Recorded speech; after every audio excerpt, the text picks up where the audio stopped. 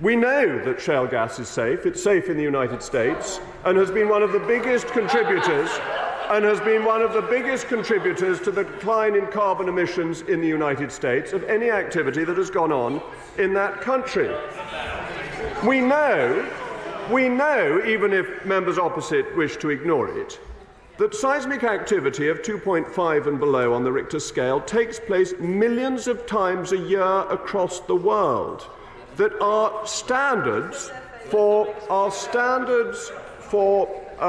ground level movements for construction work are double those that have ever been achieved by any shale gas exploration in this country. There is a huge margin over what we allow for building work against what has actually happened in terms of shale gas. And the honourable gentleman seeks to deny the ordinary rules of supply and demand. He ought to be aware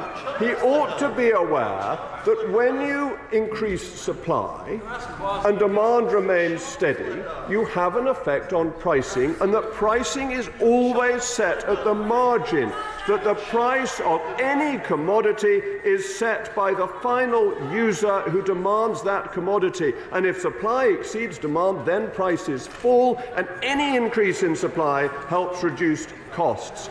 But there's another point. We have, all of us, constituents with gas boilers, and we are going to have them for many years to come.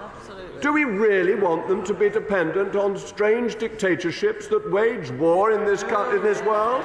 Or do we want to have our own security, our own supplies? Do we want to maximise what we receive from the North Sea and what we receive from underneath our feet? This seems to me, Mr. Speaker, to be just good common sense. It is safe. It is shown to be safe. The scare stories have been disproved time and again. The hysteria about seismic activity, I think, fails to understand that the Richter scale is a logarithmic scale. It seems to think it is a straight arithmetic scale, which of course it is not. And bringing on this supply will bring us cheaper energy, which we need. That will help our constituents. It secures our supply, which will ensure that our businesses can continue to operate whatever the weather. This is of such importance, and it is sheer ludditery, Mr. Speaker, that opposes it.